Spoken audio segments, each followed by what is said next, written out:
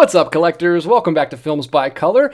It's Monday, which means it's time for another episode of the Physical Media Rundown here on the channel, where we go over every new Blu-ray and 4K release that's dropping this week. And it is a massive week for physical media. Holy crap, we've got over 100 new releases to try to get to today. I don't know if we're going to talk about every single one of them, but we're going to get to as many as we can. And I've got quite a few of them right here in hand. I'm very excited about this week, so we can talk about these and we can open them up and do a little unboxing show and tell this week. So hopefully that'll be fun, and you guys can enjoy some of those. I've got some new Radiance titles here, some new Vinegar Syndrome titles, a new Deaf Crocodile right there. So it's going to be a great week. I've already got the live chat pulled up over here. We'll see who's here, do some shout outs, and get this party started, because we got no time to waste. We got a lot of stuff to talk about. Who's here? Internet users here. Your fiend, Mr. Jones, is here. Says, greetings, Disketeers. Participating while waiting in the next commuter rail home. Oh, well, cool. Hopefully you have headphones, sir. Mark is here. Says, happy Monday, everyone. JT, popping in. Doug Waddle is here. Robert Rogers Grayson says, oh, caught the stream at the beginning for once. Welcome to the stream. We're glad you're here. Henry is here. Kevin is here. Jeffrey Patron is here. And let's see right here. Henry, DJ, I picked something you had picked up a while ago. The Arrow limited edition of The Apartment. I can't believe how nice it is compared to the standard edition.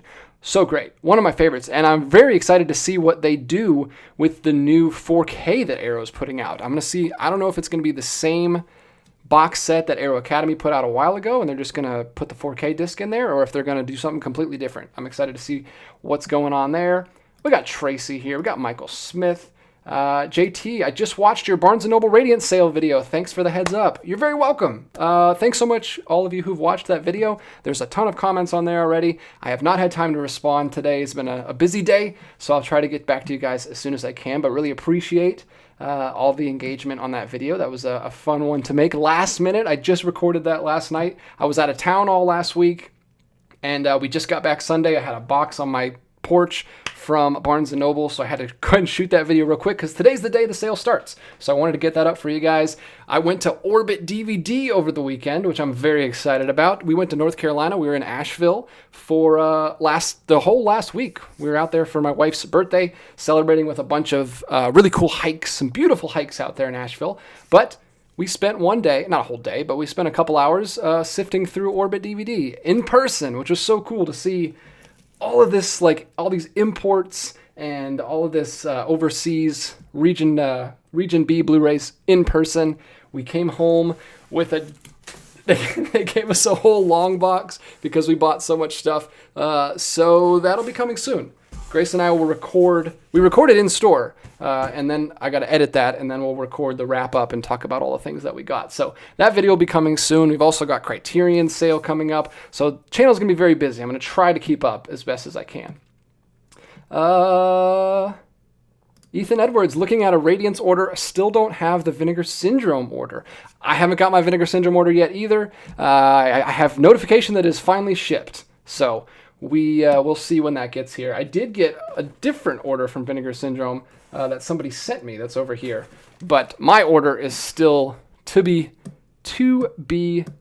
delivered, TBD. Grayson says, very cool shirt. Yeah, thank you. That was Grace's idea to grab a shirt while we were there at the store. I didn't even think of it, so you got to thank Grace for that. And we got Michael Smith. No time for it tonight, but are you going to do a video about the Vinegar Syndrome drama? I don't know. We don't usually do that kind of video around here. It'd be an interesting discussion. I'd probably be more interested in doing that if I had someone to bounce off of. I don't feel comfortable like just declaring news to the camera. Maybe I could do that someday, but I usually need someone to discuss that with, so that'd be kind of fun. But there is some drama. There's a lot of stuff going on. All right, let's not waste any more time. Let's jump into the new releases. Not that talking to you is a waste of time, but I'm just rambling on, and we got to get going on these releases. It's Vinegar Syndrome release day, so there's tons of partner label releases, some that we'll talk about right here, and lots of stuff. We should, first of all, jump into Dark City. Let me see if I have my new releases screen up. I don't even know if oh, I did. Okay, there it is. It's already set up. Oh, but it's not refreshing. Hold on. It gets so temperamental if you don't set all this up right before you start streaming. Let me switch to window capture. That's the wrong one. Display capture. There we go. Boom. Dark City 4K Blu-ray limited edition. It's just a 4K. It doesn't say 4K and Blu-ray. I don't know. Maybe it comes with both. I don't have this yet. I want this. I'm definitely going to pick this up at some point. I'm hoping to wait for an Arrow sale. I hope it doesn't sell out before that because I do want the limited edition because look at this. Look how nice this is. And I saw a post from Orbit that this was like their top selling Arrow release. It's so cool. There's the discs, there's the art cards, there's the business card that it comes with, and there's there's more art. How many art cards? So there's screenshots, and then there's also art cards, and then there's a poster. Double-sided poster like Arrow always does. I love the big chunky box sets from Arrow Video. Dark City is a movie that I'm very interested in. I've never seen, but I did watch Alex Proyas' first film, his debut feature last year, and then I bought The Crow, so this is going to be 3 for 3 on picking up his first 3 films, and I'm hoping to watch that one soon. Dark City, film I completely missed at the time, but this is a beautiful release, and I saw it in person. I just showed you the box. They had it at Orbit while I was there, and they must have got it like before I don't know. It wasn't even released yet, but they already had it. I decided not to pick it up because I got so much other stuff. I was focusing mostly on imports because I knew I wasn't going to get that stuff anywhere else. I'll get Dark City from a Barnes & Noble sometime in the next couple months. So I held off, but let me know in the chat if you guys picked up the Dark City 4K because it looks awesome. I'm sure there's going to be a standard edition down the line as well. But yes, very excited about Dark City. Hopefully you guys are picking that up if you're interested in it. And I think that's the only Dark City we need to talk about. Oh, here it is. Here's the Blu-ray limited edition. So it's going to be the exact same artwork, the same box. Everything's the same. You're just going to get one less disc in there. So there you go. If you don't care about 4K and you want a slightly cheaper option, that one is $50 list price instead of $60. And let me make sure. Let me double check that. Yes, $60 list price for that one. But it says it's already pending being out of print on Amazon. Not out of print. I don't mean to throw that word around. Unavailable. They'll get more. It's definitely not out of print already. Then we've got Criterion Sorcerer, which I know a lot of people are so excited about. This is, I don't want to say remake. It's kind of, I don't know. I'm not an expert on this, but I've heard from people that it is another adaptation of the same source material as Wages of Fear, which just got a 4K from Criterion not too long ago. That's directed by Henri-Georges Clouzot, who directed Diabolique, which is another Criterion film. This is a later version. So I think this is 1953, and Sorcerer came out in 1977, and is, of course, directed by William Friedkin, another crowd favorite that people love. This is not getting good reviews from Blu-ray.com. Look at that, 3 on both. That's kind of upsetting. Hopefully that's a good release. I haven't picked it up yet, obviously, but I am looking forward to that one maybe this month in the July sale. It's coming up very soon. That's a 4K Blu-ray combo pack like Criterion always does. It is a digipack, I think. I think it's a digipack. I don't think it's a standard Skenevo case. I always love the digipacks. It's got some really cool artwork on the front. And that'll be cool, just to see that story from a different director's perspective. And I've heard great things. I've heard both. Like, I've heard people in my comments have said that Sorcerer's the better one, and some people say Wages of Fear is the better one. So I'll have to watch both and decide which one I like more. Then we've got another huge release here. Why am I showing half the screen? There we go. Another huge release here, Lethal Weapon, and it's another one that I saw at Orbit while I was there. They had this on the shelf. It just come out. It's brand new, and it's the Lethal Weapon limited edition. Now this is the Steelbook, just the Steelbook version. This is what it looks like. I know a lot of people who are not fans of this Steelbook. It's a little silly looking. I've seen videos of it in hand, and it looks a lot better in person than just this image. Like, it's a hyper high gloss steelbook, and the bullet holes are like debossed and they look like actual bullet holes and stuff. So if this doesn't float your boat on image alone, maybe look at it in hand if you can, or watch some videos to decide. But it's a 4K and digital code combo pack. No Blu-ray on that one from Warner Brothers, but it's getting a 4K. And I think it also includes the director's cut. Yeah, 2 cuts right there, which is nice to finally get that in like higher definition all the way to 4K. So that's that version. We also have the I don't know if we're going to see the overseas one. We might have to switch to global in order to see it, but there's a really nice chunky box set that's released of this one too. But we'll look at the standard here. Same thing, 4K and digital, and it's the first Lethal Weapon film. You get your 4K disc, and you also get the director's cut right there, theatrical and director's cut. And there you go. That's it. That's just your standard. If you don't like Steelbooks, you don't want to pay a little bit more, you can get that one for $25. $25 for a 4K of Lethal Weapon. That's all it takes. Classic Richard Donner action film. I have seen that one. I don't know if I'm going to pick that one up or not. I don't know. Let me know if I should. I haven't looked into like if the restoration is really good or anything. And then we're going in a very different direction to Bring It On, getting a 4K, 25th anniversary, 25 years, wow. 2000, this film came out in 2000, and Shout Factory, of all places, is putting out a 4K of this. May the best moves win. Anyone picking this one up? Let me know in the comments. I'm sure there are. This is crowd favorite. Maybe not. Cult classic, I guess I should say. And this one is actually including the Blu-ray. Shout Factory's throwing a Blu-ray in there as well, so it's a combo pack. Blu-ray and 4K edition. Nice to see the boutique label still giving you both options there, where Warner Brothers is not. And then we've got a bunch more. You can see all this. Look at all this stuff that's coming out this week. That's a little tease for you. That's the first row. And then let's jump back and see what people are saying in the chat, and then we'll jump right into some more releases. Scroll back up here a little bit.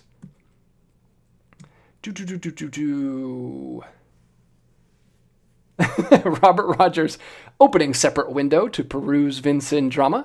Yeah, it's Vin Syn in orbit. Do a search of that. There was a dispute there, and a little bit of Imprint too. Imprint is involved in it.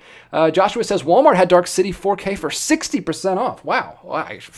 I guess I should look into Walmart. I didn't even think. Actually, I can't. I am completely banned from buying anything this month. I can only buy Criterions, or maybe a Radiance or two with some gift card money that I have for Barnes & Noble, but I can't buy anything else. I spent too much at Orbit. I was a bad boy over the weekend. Carrie Witt, there are separate Blu-rays for Dark City. Yep, we took a look at that. You must have put that in before we did. Grayson says that's a very pretty box. It is. I like the artwork on that Dark City one. It's good. Arrow is usually pretty good about it. I don't think I'm trying to think of an Arrow release that I just didn't like the artwork at all. I'm sure there's something out there, but they usually do a good job, especially for their big chunky box sets for like the fantasy and sci-fi stuff. I guess I wasn't psyched on the Conan box set, but that's because it was a rights issue and they couldn't do original artwork or something, so they just had to slap some photos on there. But that wasn't their fault. Mark, I'm always getting burned by pre-ordering Arrow Video and then having it go on sale while I'm stuck with my original order. I have been there, man. I ran out like day one and bought the Waterworld 4K. Some people are like, that's your fault. Why'd you even buy the Waterworld? But I bought it like full price. Like it was like $60 or whatever when that came out. And then I could have totally waited for a sale. I got it for like half that price. Should have. But it was worth it. We had a good time watching that. I watched that several times already. I showed it to my wife, and then I watched the Ulysses cut with a friend of mine who had never seen the film. So I've got my use out of that $60 already. Let's see. The Alex Zorba pre-ordered Sorcerer, and it shipped last week. Sadly, it's being fumbled around by the USPS. Oh, sorry, man. Hope that gets to you soon. That sucks. But yeah, let me know how it is. JT says Sorcerer is amazing. I slightly prefer it over Wages of Fear. See, that's what I'm saying. There's a lot of different opinions on that one. I need to finally sit down and watch. But I'm going to watch this one this month because it's Criterion month, and I'm watching a bunch of Criterion stuff. I actually have a stack of new Criterions over here that I'm going to be shooting a video on hopefully tomorrow before the sale drops. So these are all the ones I've been watching recently. We've got a Nora here. I watched The Three Musketeers and The Four Musketeers with Grace. Rewatched Brazil on 4K. No Country for Old Men, Grace and I watched. Withnell and I, we watched. And I just watched Winchester 73 a couple days ago, right before we went out of town. Such a good 4K. Such a good movie. Love that Western. So stay tuned. Criterion content coming soon. I've been pulled in 100 different directions with all the other stuff that's been happening lately. Anyone got any comments about what we're talking about here? The Nice Guys from Second Sight is a great release, great transfer, and fun film. Beautiful box set. Hey, don't get ahead of us. We'll be talking about that one very soon. Grace and I still have to film the wrap-up, but Grace picked that up. That was one of the ones that she grabbed because she's excited to watch that again. All right, let's jump in. Let's see what we got here. Road Trip getting a 4K release. There we go. From Kino Lorber. I should probably lump these. It would be nice if I could lump these together by label, but they're just sorted by popularity right now. We've got Road Trip getting a 4K Blu-ray combo pack from Kino Lorber with the slipcover. That's what it looks like. Just your classic Kino Lorber. You know what you're getting. They all look the same. All the slipcovers are the same. Usually good transfers and minimal supplements, I would say. Kino Lorber's not huge on supplements, but sometimes they do commentaries from film historians and stuff like that. So there's some fun stuff on there. I think getting Road Trip on 4K is enough for the people that want Road Trip on 4K. I don't think they need a lot of supplements for that. High Society getting a 4K. This is very exciting. So Warner Archive, we've talked about tons and tons of times on this channel, especially during this show because they put out stuff almost as often as Kino Lorber. They're always cranking stuff out. Very underrated pseudo boutique label from Warner Brothers, run by a completely different group of people than Warner Brothers, I've been told. And they've done tons of Blu-rays. We've talked about all the Blu-rays they've released. This is only their second 4K. Their first 4K came out a couple months ago with The Searchers. I still haven't picked that up. I really need to finally do that. And this is a great movie, and it's really cool that it's getting a 4K release. I was not expecting this, of all things, for the second 4K from Warner Archive. I actually asked them for this at Orbit because I wanted to pick it up while we were there, and they already sold out. They had already sold out before it's even released, so I couldn't get it, but I have a special connection with this movie. This is actually the first movie that So, I don't know how to tell this story very, very briefly because I've told this story before. I did not grow up as a cinephile. I did not grow up with classic movies. My parents didn't show me classic movies. I only very recently got into classic movies right before I started this YouTube channel. Like, kind of what started this whole thing was HBO Max, watching some classic movies over the Christmas break while I was sick with pneumonia. I was watching a bunch of Christmas movies that I'd never seen before, like old classic ones like Christmas in Connecticut and stuff like that. And when the Christmas season ended, I just kept going and browsed through HBO Max's Turner Classic Movie titles, and this one popped up. It was another musical. It was starring Bing Crosby, just like White Christmas. Has Frank Sinatra, Grace Kelly, another... well, I almost said black and white. I don't think it is a black and white movie. I think it's a little bit later. But it's a fun movie. It's a remake of one of my favorite movies, which is The Philadelphia Story, which is such a good movie. It's in the Criterion Collection. Highly recommend it. This is not as good as Philadelphia Story, but it's a fun one. It's a musical. It's got Bing Crosby and Frank Sinatra. Good songs, good music. It's a lighthearted, more fun version of The Philadelphia Story, and I think they're both fun. And I'm glad this is getting a 4K. I have to pick this up at some point. Look at that, and that's interesting that they're doing like a blue teal slipcover because usually Warner Archive is like Kino Lorber and they just slap black slipcovers on everything and they all look the same. This is kind of fun that they're branching out and getting some color in there. Not a huge deal or anything, but it is interesting. It is kind of fun.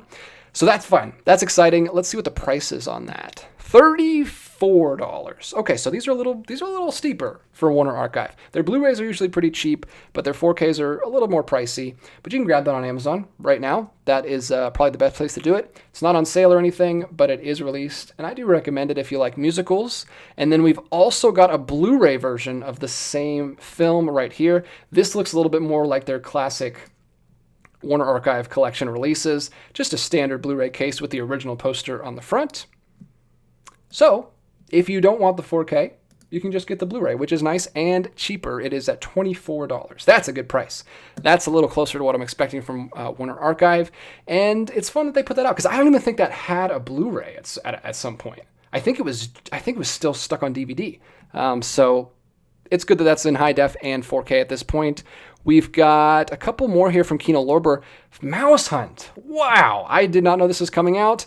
I remember seeing this movie when I was a kid at my grandma's house. It was one of many movies that I saw at my grandma's house, probably too young. But this one's not too bad. Nathan Lane, Lee Evans. But it's really just that one scene with the with the yarn balls that my young child self was like like Kevin from Home Alone. But yeah, Mouse Hunt. Who's hunting who? This is a bizarre movie based on a board game, which is a board game I play with my kids now. And I was going to say it's fun, but it's kind of repetitive. It's kind of the same thing over and over. But this movie's bonkers and wacky. And you've also got Nathan Lane in it, who's hilarious. So you can't go wrong with Mouse Hunt.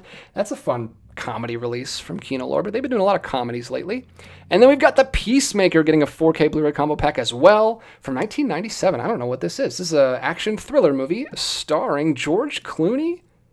Oh, George Clooney. This is a really awkward looking poster. I'm assuming that's the original poster. But George Clooney and Nicole Kidman teaming up in a 90s action thriller. Not really my cup of tea, but it might be fun. It could be cool. Let me know if you've seen The Peacemaker. And then one more from the second row here. It's the Scare Film Archives Volume 2. This looks exactly like something that AGFA would release. There it is. This is, so if you don't know, AGFA is a Vinegar Syndrome partner label. And they put out weird stuff. And they partner with something weird all the time. So a lot of these releases are coming from the same people. And if you want to find the weirdest like corners of film history that no one's ever heard of, but it's entertaining. And I just picked up an AGFA release in the sale that's over here in that box. So I don't know what that is. Dangerous Stories, probably a very low budget, slightly creepy, very strange collection of films. Maybe check it out if you're interested in that kind of thing. I'm going to pop over to you guys, and then we'll start getting to these releases that I have here in person because I want to open some stuff. I've been looking at the screen too much. All right, let's see what people are saying over here. Alex says Aero box sets are always extremely well done. That's true. I agree. Mark, oops, let me bump the microphone there. Sorry, guys. High Society is listed as releasing today. Has anyone received it? Amazon says I won't receive it until July 1st. That is a common issue, my friend, with Amazon pre-orders. I've heard of tons of people getting their pre-orders delayed, and close friends of mine have had the same issue. It's very annoying. Amazon is not great. Not great, but they're kind of the only shop in town, which is unfortunate for us collectors. Robert, can't wait to hear thoughts on Three Musketeers and Four Musketeers. Have never seen those. Oh, what? I don't know if you'll like my thoughts or not, but I'm going to give them to you in a recent or an upcoming video very soon.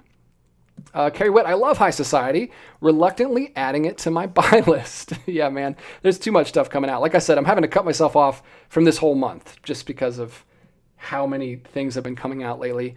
Marshall, any chance Warner Archive will re-release their previous Blu-rays on 4K? That's a good question, man. That is a great question. I don't know. I don't know if they're going to go the Criterion route and do some re-releases or if they would rather focus their time on first time. I would personally prefer them focusing on first time movies that don't have any Blu-rays and get those out on 4K, like High Society. And The Searchers is a great choice too. I would prefer they do that. But yeah, obviously there's a bunch of Blu-rays that they could go back and re-release on 4K, and it would be great. It would be really cool. I think my number one pick for them to do, which is still stuck on DVD, it doesn't even have a Blu-ray, is Around the World in 80 Days. Come on, Warner Archive. Get it in there. It's a Best Picture winner. Beautiful movie, one of my favorite scores. It would look amazing in 4K, and I need that to happen. Dan's Den, I just watched High Society and prep for a video, so this is incredible timing. It would have been better timing if the 4K had come out for you before you watched it. Mouse Hunt is a great dark family comedy from the 90s. Yeah, I need to rewatch it. Like I said, I haven't seen it since I was a kid. We'll see if it holds up. I mean, you know what? I might actually pick that up at the next Kino Lorber sale. I'm thinking about that one. Patrick Williams, what up, DJ? A little late. Dark City from Arrow Video will actually arrive on time for Amazon Prime tomorrow. I can't believe it. This is unreal. See, that's what I'm saying. So many people are just used to Amazon being late all the time. Your Fiend, Mr. Jones. Love High Society. I saw it before Philadelphia Story, so it has a slight edge for me. So did I. I saw Philadelphia Story first, and then I didn't even know about Philadelphia Story I saw High Society first. I didn't know about Philadelphia Story until I started getting into the Criterion collection right when I started this channel, and then I watched that one because it has the best cast of all time. It's got Cary Grant, James Stewart, and Katharine Hepburn, the holy trinity of me and my wife's favorite actors. So it has to win by default, but it's great. I think it's actually got a lot to say about Katharine Hepburn's character as well. Jeffrey Patrone, an essential Hughes era RKO film noir, is finally moving to Blu-ray, which is a huge for me. Interesting. Jeffrey's dropping teases down there. All right, let's jump back over here. It looks like one of our new releases is here, right here. So I'll pull this up first. This is Sleeping Beauty from 2011. Let me know if you guys have seen this. I have not seen it yet, but I'm excited to watch it. And don't spoil anything, because I haven't seen it yet. But Sleeping Beauty is a movie from 2011, which I have never heard anyone talk about. But it just got a brand new Blu-ray release from IFC Films, which is another partner label of Vinegar Syndrome. Here it is. I already have it in here in my hand because I pre-ordered this like over a month ago now. They did that like subscriber week sale, and they had these pre-orders. And I've been interested in this for a while. Some of you guys might know I'm interested in like fairy tale adaptations, and this is like very loosely based on Sleeping Beauty, but it uses the name. And I had heard about this in my early days of Letterboxd, just looking through lists of films, and this was listed on there. I'd never heard of it. It's supposed to be very dark, very upsetting maybe. I don't know. I don't know exactly what this is like, but I bought it because it kind of reminds me of, and I have it right here, Anora. This feels like a trial run of Anora for me, because you've got these two films, both very loosely based on classic tales from, tales as old as time, and they're both revolving around sex workers. Well, Anora's a stripper, but this is about a sex worker. It's I don't think it's in modern times, though. I think it's a little older. But it's just this very dark story. It's directed by a female director, and I've heard both sides of the spectrum on this. I've heard some people think it's amazing, wonderful film, really, really good, really powerful, and some people hate it, and they find it icky and gross. So I think it works for some people and it doesn't work for others, but I'm interested in it. And it's right here. I got the pre-order. I should go ahead and open this up for you guys since we're doing some unboxings. This will be a little treat this week, even though I don't have a lot of time. But let me go ahead and open this real quick. I will say I've already talked about this film more in a recent video. I already shot my Vinegar Syndrome sale haul video, and this was included in that. So that'll be up soon as I can get it edited for you guys. But I didn't open it in that video. So now we're going to open it up, take a look at the booklet here. Hopefully there's not anything too offensive in the booklet, but there you go. Sleeping Beauty. This is a movie that I think did some rounds in the festivals, in the festival circuit back in 2011, and got some praise. There's a director right there, who I'm not familiar with, but I would like to see more of her stuff. And this is just a book full of, or at least one essay about the film. And there's the shot. Looks pretty good. Looks well shot. I like the colors. So we'll see. Let me know if you've seen Sleeping Beauty. I was interested enough to pick it up. It was on sale for the pre-order. I think it was like $27, $28, something like that. Not bad. Limited edition slipcover on there. I don't know if that one's going to sell out or not, but that's the artwork on that. We've also got the other one that I picked up, the same sale. This was the other pre-order that they did. This is Red Island, and this sounds fascinating to me. It sounds exactly like something I'm going to love. This is a brand new film. This just came out last year, 2024, maybe 2025. It says 2025 on the back, but I think it was going through the festivals in 2024.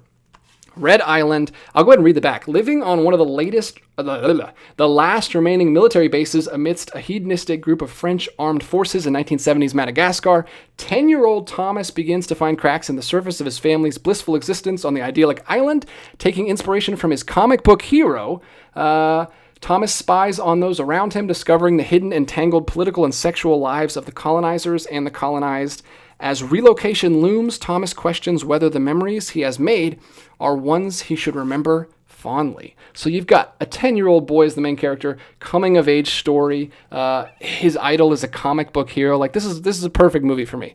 Made for me. I'm really excited about this one. The slipcover is really nice. It's made to look like it's old comic book paper. I don't know if you're going to be able to see that on screen, but it's got like the staining here on the side, and it also goes around on the back.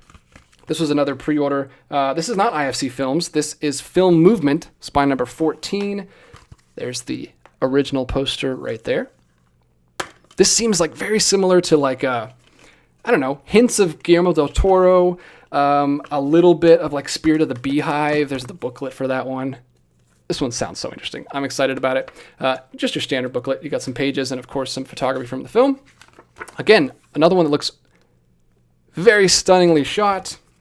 I don't catch a lot of new movies. I'm usually like hip deep in old Criterion stuff or boutique labels. So when a new, like brand new movie catches my attention, I get very excited about it. So I'm hoping I love that one. It sounds like something I'm really going to love. So let me know if you've seen Red Island. Both of those brand new releases from Vinegar Syndrome partner labels. And I got to pre-order those a couple days ago, or a couple months ago now. That's been a while. So really glad I got those. Should we talk about anything else before I jump down? No, we should go ahead straight into the Radiance release. So this is also coming out today, June 23rd. This actually comes out, I think, today instead of tomorrow. Most of these are coming out tomorrow. But Radiance, if you're not familiar with Radiance, check out my most recent video on the channel. They're doing a 50% off sale at Barnes & Noble. All Radiance titles in store and online, which is great. And they're going to be the same price as your Criterion releases. So Blu-ray's $20, 4K's $25. And that is a thing now because this is Radiance's first ever 4K title. It's Palindromes. It's directed by Todd Solondz. So there's your 4K disc and your Blu-ray disc. If you want to pick this one up, pick it up from Barnes & Noble this month, and you can get it for $25. This is one of Todd Solondz's earlier films. I think he made this before Happiness, which also just got a 4K from Criterion. So that's coming out this week. So perfect timing for the sale. You can get that right now from barnesandnoble.com for $25. It is A Fable of Innocence. A 13-year-old Aviva Victor wants to be a mom. She does all she can to make this happen and comes very close to succeeding. But in the end, her plan... Well, geez, I don't want to read the rest of this because this synopsis is spoiling things for me. But there we go. Palindromes. 4K and Blu-ray combo pack. This version is going to be limited to 3,000 copies with the Scanavo case and the booklet inside. And then Radiance will later on release a standard edition that looks just like this in a standard case and doesn't have the booklet. So if you really like Todd Solondz and you want to get the limited edition, go ahead and grab that version. And then we've also got another first-time Radiance film coming out today. And it is called The Tale of Oiwa's Ghost, which I also talked about in that Radiance video, so I won't talk too much about here. But this is a ghost story about a man who murders his wife and to get remarried. And on his wedding day, his wife comes back as a ghost to haunt him. It's a Japanese 60s film. And I'm not familiar with the director. It's a Tai Kato or Tai Kato. I have never learned how to pronounce Japanese, so correct me in the chat on my pronunciation if you're familiar with that director. But that is just a Blu-ray release of that film from 1961, so just a single disc. Also coming out this week, so if that sounds interesting to you, go check it out from Barnes & Noble. Support brick-and-mortar stores, please. Keep them alive, because Barnes & Noble is pretty much the only one carrying the torch, especially for boutique releases these days. There is not a lot going on. Walmart was supposed to be our savior, and they have completely fallen on their face, at least in stores. I guess you can get stuff online. But there it is. There's The Tale of Oiwa's Ghost, 1961. It's a little ghost horror film in black and white. It looks fun. It looks good. I'm interested in checking that one out. So we got some Radiance releases. We got some Vinegar Syndrome stuff coming out this week. I've got a few more Radiance releases and a Deaf Crocodile to talk about, but we'll save those for a little bit later. Let's get back to Blu-ray.com and run through a couple of these very quickly because we've already been talking for over 30 minutes, and I feel like I haven't even made a dent in this week. So let's go quickly here. Splendor in the Grass, which is a romance film also from 1961. Two 61s in a row here. This is from Warner Archive Collection, just a Blu-ray release. I wouldn't expect this to get a 4K, but it's an Elia Kazan film, which is fairly interesting. I had never heard of this one, but it's a director I'm a little bit familiar with. Wow, 1961. $24 right there on Amazon if you want to pick up Splendor in the Grass. We've also got St. Elmo's Fire getting a 4K release from Sony Pictures. I feel like we don't talk about Sony Pictures very much. I feel like they take their time on their releases, which is good. I'm glad they're putting some work into these, and they usually have some of the best transfers I've heard. This is a Joel Schumacher film, St. Elmo's Fire, the 40th anniversary edition, all the way back to 1985. and that's going to run you $35 from Sony Pictures. And I think there is a slipcover. It looks like there is. Yeah, there you go. Sony Pictures, one of the better studios releasing films against the boutiques. It's basically Warner Brothers and Sony these days that are trying to keep up with the boutique labels. Then we've got Decal Releasing, which is a Vin Syn partner label, releasing The Monkey on 4K. There we go.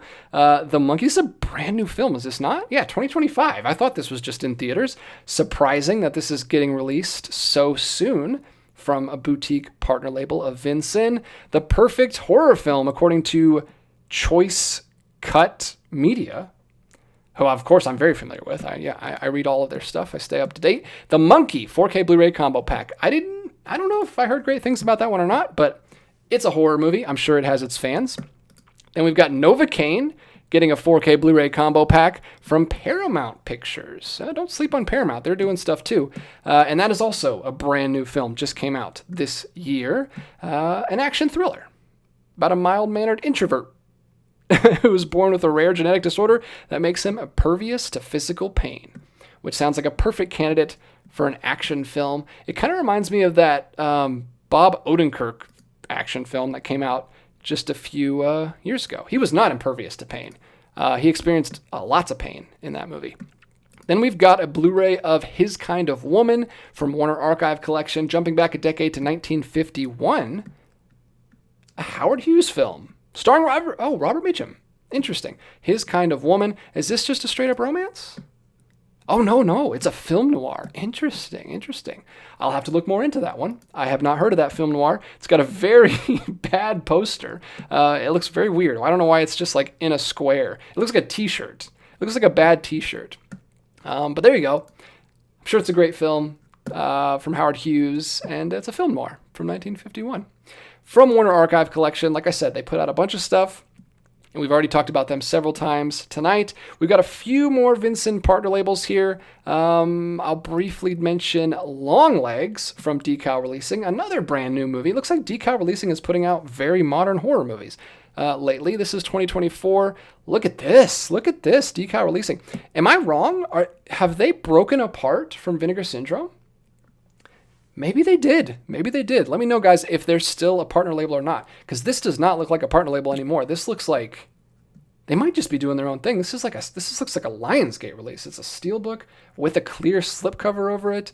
Artwork on the inside. This looks great. I know a lot of people love this movie. So glad that's getting a really solid steelbook release. Hopefully you can find that in the stores. Maybe not. Maybe just on Amazon. But there you go. I may have been completely wrong about Decal Releasing. But they're releasing both of those horror films, both very modern, recent horror films. And then we've also got Novocaine, again, getting an Amazon exclusive steelbook. So if you don't want the standard 4K, you want to pay a little bit more because you like steelbooks, there you go. We've got a nice white and red and black steelbook. Really cool artwork on that. That's actually really cool for a brand new film. That looks kind of like a boutique release. Good job, guys. Look at this. We've got Paramount stepping it up, Sony, Warner Brothers. I think the boutique labels are making everybody step up their game a little bit. This is a big release right here. I'm surprised this one is this low because I've heard people talk about this for a while. This is from Severin Films.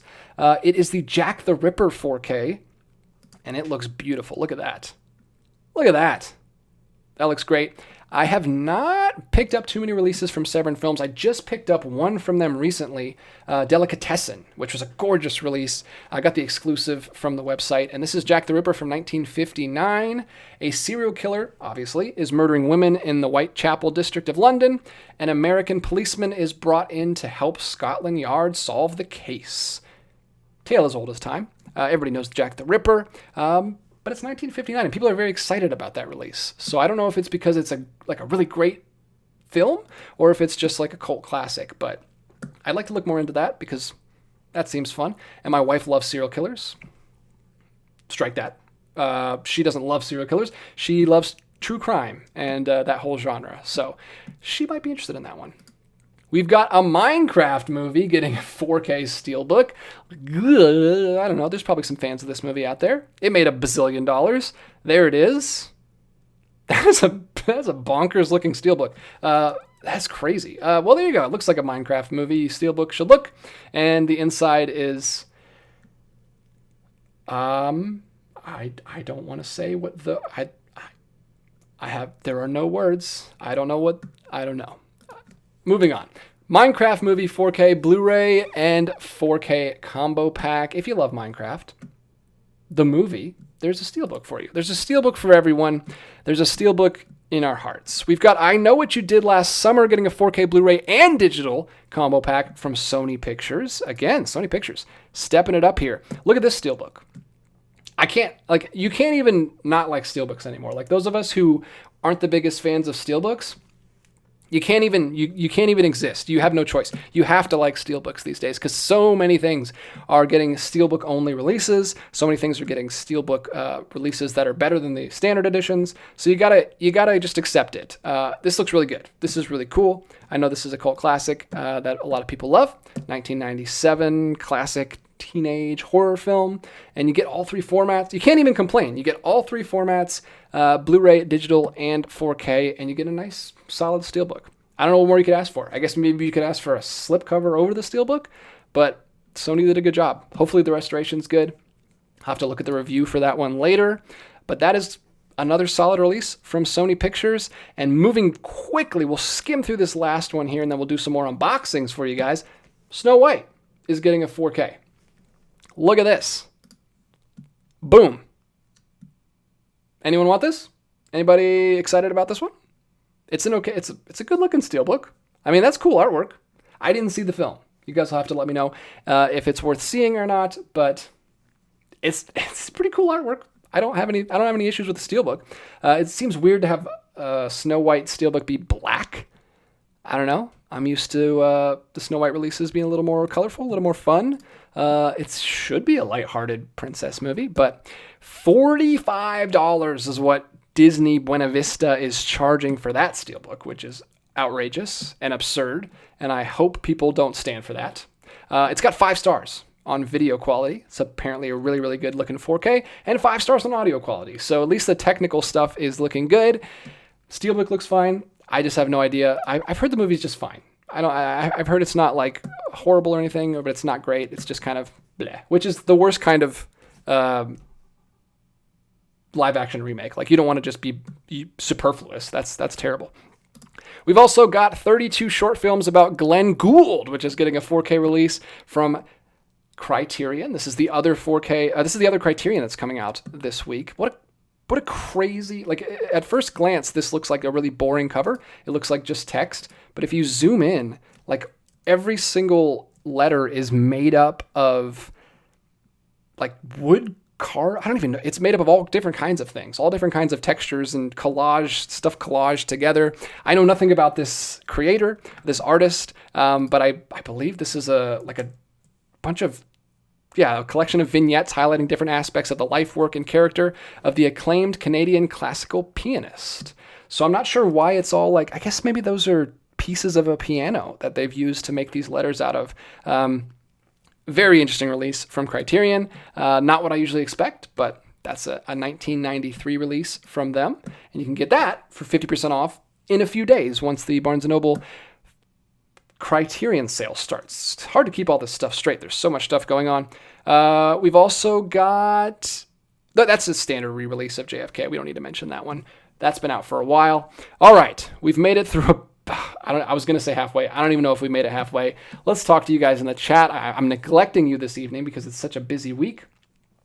Let's see. What are people saying? Carrie Witt, that long leg Steelbook looks really cool. It does. It's surprisingly good looking. Let me get some water while I'm reading these.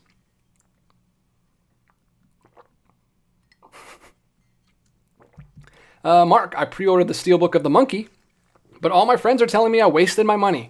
Doesn't make me too excited to get it. Ooh, so not a fan. Your friends are not a fan of the Monkey. Tracy, His Kind of Noir is His Kind of Noir.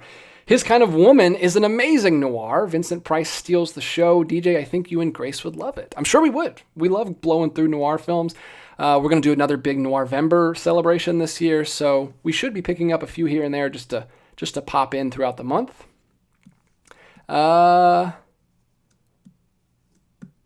The Alex Zorba, His Kind of Woman I Cannot Pass On. Meacham was born to noir.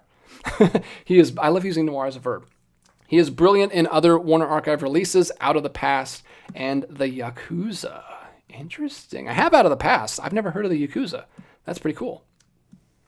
Carrie Witt, again, reiterating, yeah, DJ, you need to pick up a copy of His Kind of Woman, a car that is parked perfectly in the DJ garage. I like that expression. That's great. I'm gonna try to work that. No, I'm not gonna talk about myself in third person. But if you could continue to work that into sentences, Carrie Witt, that would be great. Again, people really want me to pick this up. Mr. Jones, again, saying it's a top 10 favorite of his. I can't recommend it enough. So great and surprisingly funny. That's always fun when you get a noir that has some good comedic timing in it. It's rare, but it does happen, and I've enjoyed that in the past. Grayson, if no one hates Steelbooks, I am dead. Oh, I'm sorry. I mean, I'm sure there's still a bunch of people that do still hate Steelbooks, and maybe even more so now that they are forced to buy Steelbooks.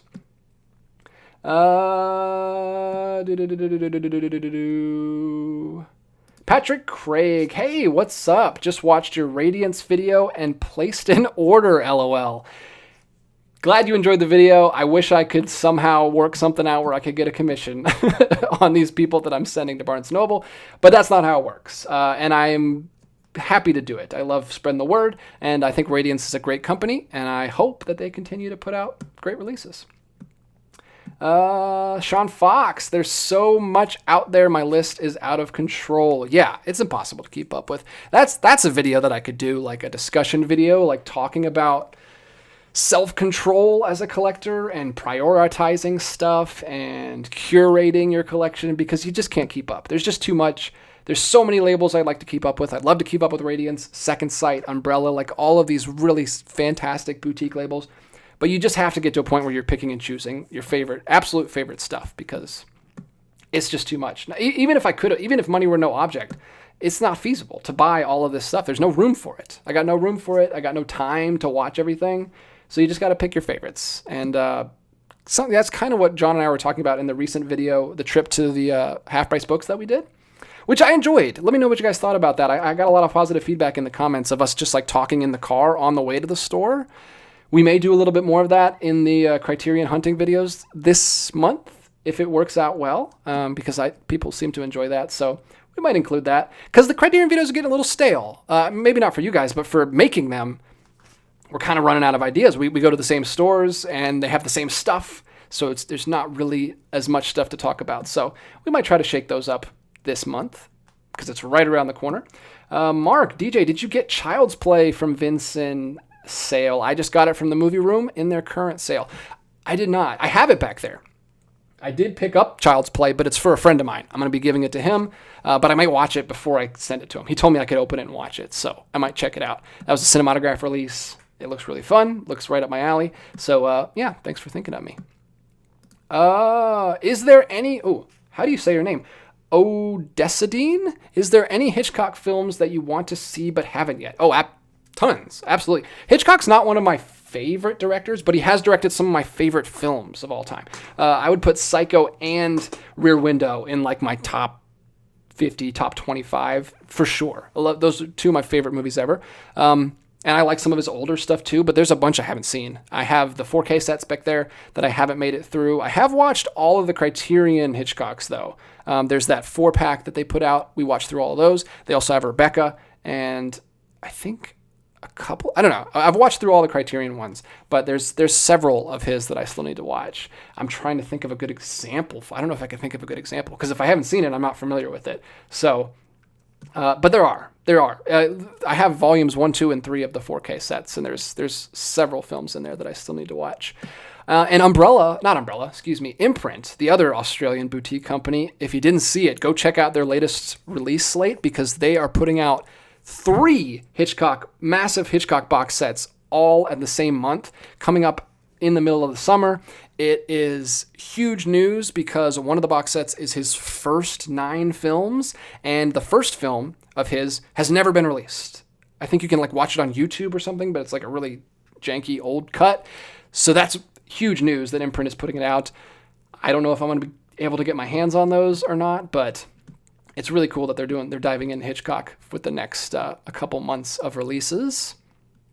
Sean, I really enjoyed your Half Price Books segment with John, DJ. Thank you. It was fun to make. Those videos are always fun to make. They do take a little bit longer to edit, though, so it's kind of a give and take. But I enjoy making those. Vertigo by Hitchcock is a must. Yes, I have seen Vertigo. I've seen that. I've seen the big ones, but there's some of the older ones that I definitely want to get into. Frenzy is Hitchcock's giallo. That's one I haven't seen. I'll throw that one out there because I do need to see Frenzy. All right, let's jump back to the new releases. I actually am dying to open this up, so I'm going to open this.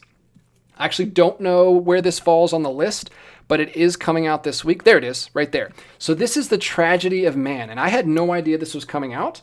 Deaf Crocodile sent me this, which I'm very, very thankful for. I'm grateful that Deaf Crocodile has sent me some promo copies in the past. I need to go ahead and get a video announcing this for people because I didn't even know this was coming out. This is The Tragedy of Man. This looks amazing. This looks exactly like my kind of thing. This is like an epic biblical tale almost. The Tragedy of Man. This is directed by Marcel Yankovic. If you're not familiar with him, I believe his most known film is The Son of the White Mare, which has a release from, actually it has a recent release from Eureka. It's in the Masters of Cinema line. Oh man, that sucks. It looks like my version got a little, I don't know if you can even see it on camera, but there's like a big scratch going across the top of the Shadow Man's head right there. I actually don't know what his name is. There's a tree on the back. Look at this artwork. This artwork is beautiful. Anyway, Son of the White Mare is one of the most beautiful animated movies I've ever seen. He's a Hungarian director.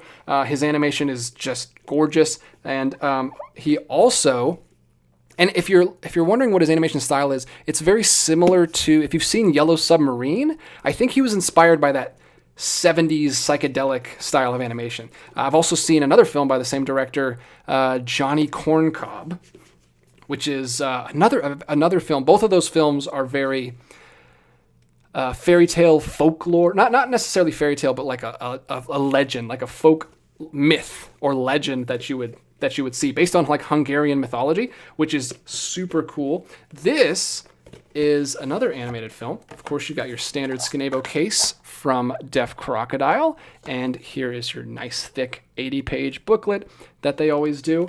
Just a Blu-ray on the inside. This is not a 4K release, but it's awesome that they're putting this out in HD, and I have to read the back of this because this sounds super interesting to me. I don't know if it'll be interesting to anyone else, but it is... The Tragedy of Man is no children's cartoon. It's one of the most visually stunning and wildly ambitious animated epics ever made. Broken into 15 episodes, each section has a different visual style incorporating mind-blowing tapestry of world art, cultures, symbols, and rituals. And let me scroll back up here in my mind because there's a sentence that I wanted to read right here. Adapted from the dramatic poem by 19th century author that's often compared to Faust and Milton's Paradise Lost. So this is like epic myths and storytelling in some beautiful Hungarian animation. I love this. I love it so much. I love that Deaf Crocodile is putting this stuff out, and I cannot wait to watch this one. It looks great. Everything I've heard about this has got me sold, and I can't wait to check that one out. I'm a little behind on Deaf Crocodile releases, so I need to get caught up soon. I just watched 2 recently. I got to watch this one. They've been cranking them out. They've been cranking them out so fast it's hard to keep up, but that is one that I'm very excited about for sure.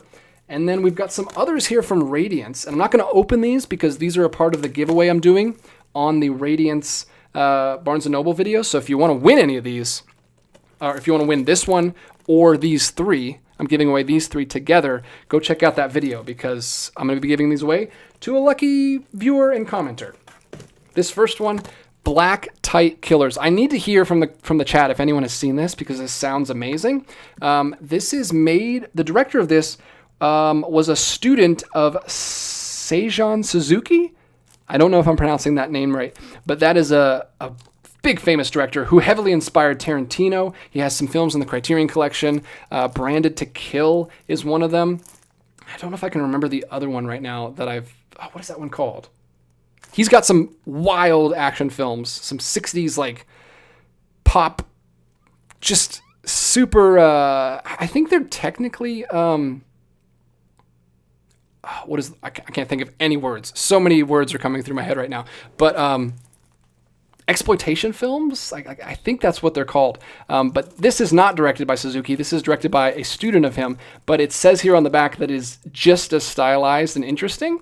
And it's got some absolutely bonkers descriptions on the back here. It's an action movie. It's got conspiracy to steal a buried stash of World War II era gold, go-go dancing ninjas who use records as weapons. You've got chewing gum bullets and all kinds of just absolutely bananas descriptors on the back of this one. I'd love to watch this one, but I've already committed to giving this away to a subscriber, so I'm gonna do that. And then the other three here from Radiance, these by the way have been released before as the limited editions, but these are getting released this week as the standard editions.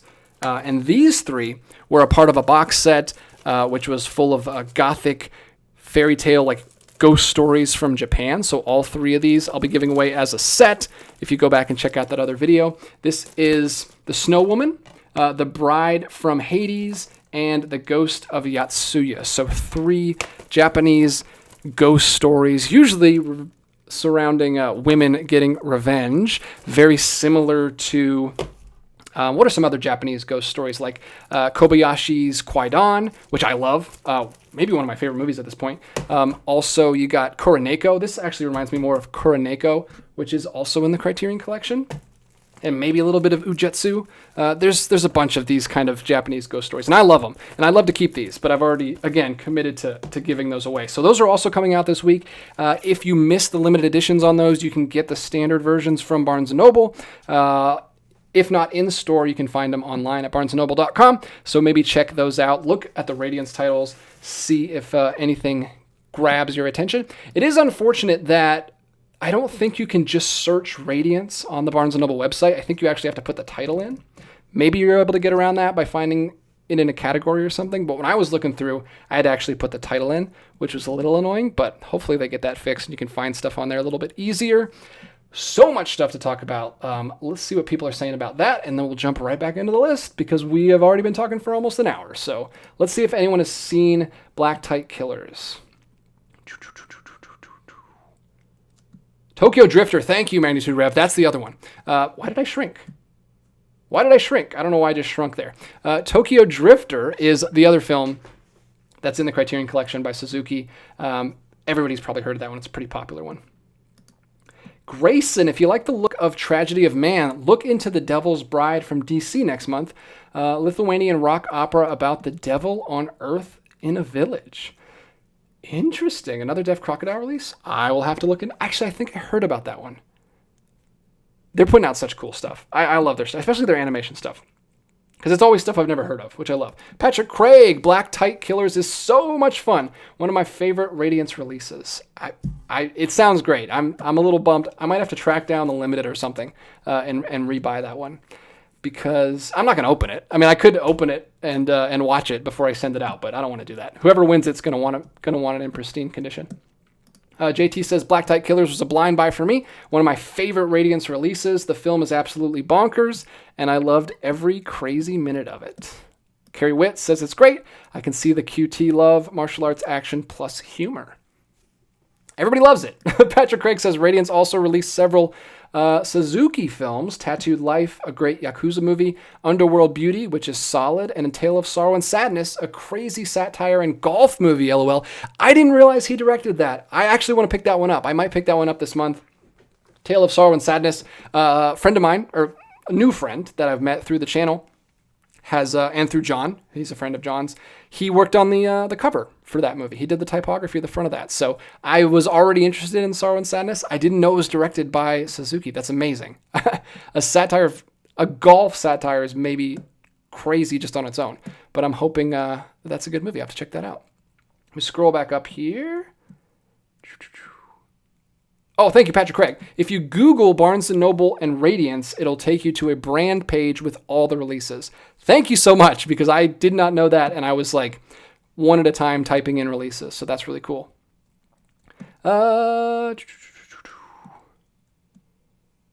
Ethan, you can click on, here we go. He's got another way to get to it. You can click on movies, and then they have a page of all Radiance titles, and it's 3 pages. Good to know. That is great. That'll help me out quite a bit. Here we go. DJ, I suggest for your Criterion Collection trips in July, try a true blind buy. Pull a bunch that you don't have, blindfold yourself, and then pick a title that might re-energize the trips and videos for you. That would be crazy. That would be really fun. I know John will be down for that. He loves blindfolds. He's trying to incorporate them into any video he can. And that would be fun. He's been trying to come up with similar ideas for the trips. Like he wants to do like a bingo card where we have to go and like hunt for certain movies, like find certain directors or certain themes or certain subject matter or something like that.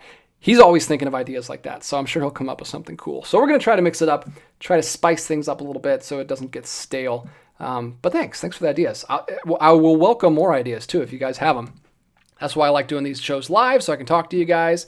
Other things that are coming out this week, we've also got a 4K standard edition of Minecraft if you don't want to shell out for the Steelbook. Executive Suite, also coming out from Warner Archive Collection this week, 1954 romance film. And I don't recognize... Oh, it's got William Holden in it, and Barbara Stanwyck. Never mind. This is a great cast. I was looking at the wrong thing. I was looking at the crew. It's got Frederick March. Okay, Frederick March, Barbara Stanwyck, and William Holden is great. I'm not familiar with the other ones, but this seems like a great cast. Let me know if you guys have seen this. MGM classic romance drama film from 1954, Executive Suite. And then, this is actually pretty big news. If you are a Looney Tunes fan, a classic animation fan, or a Warner Brothers fan, you may have heard about this. The classic Looney Tunes Platinum collections, there was a while back, there was a Platinum collection, volume 1, 2, and 3, and they went out of print, and they fetch pretty hefty sums on eBay if you try to pick them up, especially if you try to get the box set limited edition version of the first volume.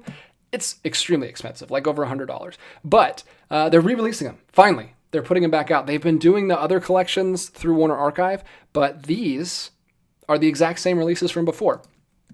So you can get the Platinum edition, volume 1, which looks like that. It actually is the Platinum one. And then volume 2 is the red one. And I don't know if they're putting volume 3 out yet. That one might still be TBD. I don't know. But volume 2 is this one. There's the red one. No slipcovers or like the original box sets for these. It's just the standard case. But it is great that these are back in print because I said, like I said, those are hard to get. Those are about $30 each. And they've got tons of cartoons on there. 412 minutes for volume 2 and 356 minutes for volume 1. So if you love Looney Tunes, and these are like different collections than the new ones that Warner Archive has been doing. So different shorts on there. We've been watching through actually some of the Collector's Choice right here. The Looney Tunes Collector's Choice, volume 1, 2, 3, and 4, which they just did because a subscriber of mine, Sean, graciously sent those to me when they were doing a Warner Archive sale recently. So I have those. We've been watching those. So I'm kind of interested in picking up the Platinum collections too. I don't know when I'll get around to those. We do have plenty of shorts from those 4 volumes, but I would like to have as complete of a collection on Blu-ray as I could at some point. Then we've got The Unknown World from Severn Films, another Severn Films release. This is 2 different films, I think. To the Center of the Earth and Night Without Stars. Interesting release. This does not... Yeah, these are from 1951. I don't usually think of Severn as putting out like classic 50s movies. They usually put out more modern horror stuff. So that's interesting to me. I'm not familiar with those films, but they're directed by Terry O'Morse. Maybe it's just one film. I don't know why there's like multiple names listed there. I guess it is just one film. Maybe it just had multiple names. But that's from 1951. I will have to look into that. That seems more up my alley than most of Severn's releases. So let me know if you've seen Unknown World. Anything else big coming out that we need to talk about? I guess we can talk about another Severn release while we're here. This is Total Extermination, the Peter Cushing Doctor Who collection, 4K. Lots of Doctor Who stuff coming out recently. There was these releases. I don't remember what label it was. You guys will know. It's a UK label. Maybe Curzon or Eureka? Maybe Eureka. They just put out these 2 Doctor Who films that have nothing to do with the series, but the box sets are incredible. I wish I could find them to show you guys. You guys have to look them up. I saw them in person at Orbit, and I was like, I almost want to buy these, and I know nothing about Doctor Who. But he talked to me about it a little bit. I got to give a shout out to the guy behind the counter because he was great. We talked for quite a bit about all the releases, and he was very knowledgeable. And he said that these Doctor Who movies are kind of controversial among like Doctor Who nerds because they don't fit anywhere in the continuity, and they're just kind of like these throwaway movies. But for some reason, they've got like the most beautiful box sets I've ever seen. I think it's Eureka. I'm not sure. You guys will have to let me know in the chat. But those sets are awesome. They look really good. And this is from Severn. So a completely different label putting this one out. But it also looks pretty cool too. The Peter Cushing Doctor Who collection in a nice big chunky box set. And I don't know what the price is on that. It's not listed yet. I guess you have to wait till it comes out. But that's from 1965 to 1966. That's really cool. So much stuff coming out. I'm losing my voice. I need to sip some more water here. Oh man.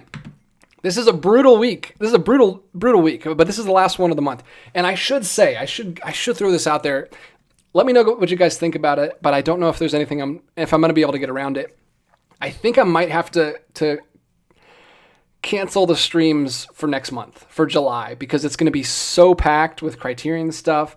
I think I'm really going to need these Mondays to record and to edit and to get the videos up.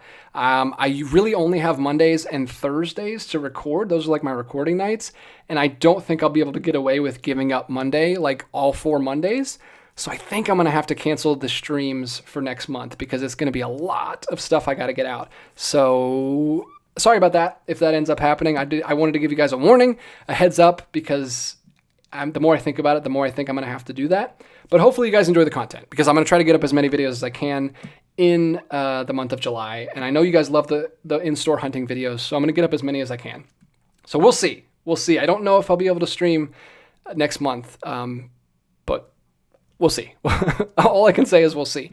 Man, Warner Archive just cranking out releases this week. We've got another one here, The Enchanted Cottage from 1945. This is another romance film. There's the poster on that one. Dorothy McGuire and Robert Young. Another RKO film. The whole town whispered about these two. Little scandalous romance film from 1945. We've got another box set from Kino Lorber with 3 films. Audie Murphy. The Audie Murphy collection. Really cool that Kino Lorber does these little collections with actors. I think those are kind of fun. These look like 3 westerns starring this gentleman, who I'm not super familiar with, but there's the 3 films. I'll read the titles for you guys so you can know what those are real quick. Walk the Proud Land, 7 Ways from Sundown, and Bullet for a Bad Man. A Bad Man. I'm not even showing you guys what I'm looking at. Sorry about that, guys. Here it is. This is the collection. 3 films by starring Audie Murphy. It's actually the Audie Murphy Collection 5, so there's 4 other collections of 3 films with this guy. So if you love this guy, if he's one of your favorites, if you love his westerns, Kino Lorber's got you covered. They got a ton of them. Those are the 3 films there.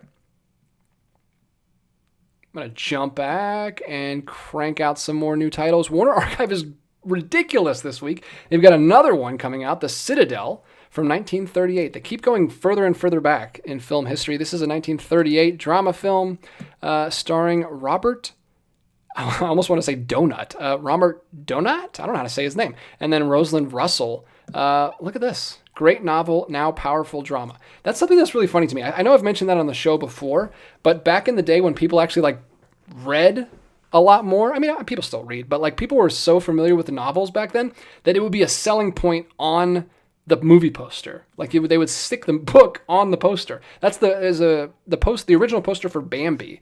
Cracks me up because it's just the book like opened and like a deer, because everyone apparently knew the book. It was super popular, and they're like, "You've all read the book. Come see the movie," which I think is really funny. I don't know. I'm always interested in like the way these things are marketed and advertised at the time, because I was a graphic designer for a little bit and still work in design, so that stuff always interests me. Some people don't care at all, and they just want to talk about the movies.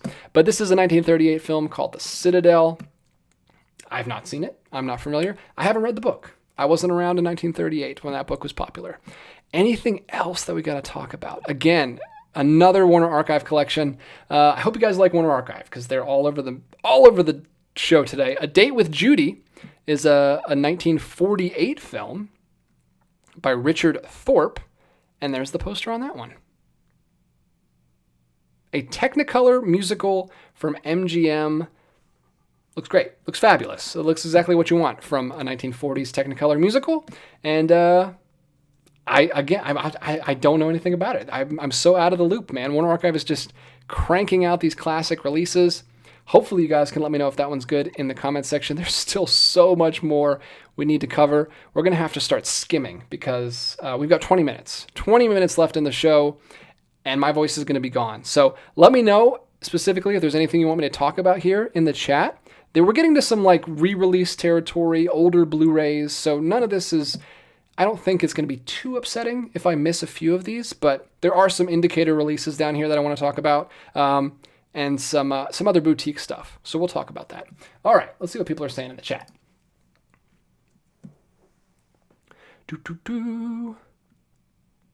Oh, thank you, Kevin. He says, "Don't worry about canceling the streams, the Monday streams for the month. Your other videos are great." Yeah, I really want to focus on that stuff for July because I know that's.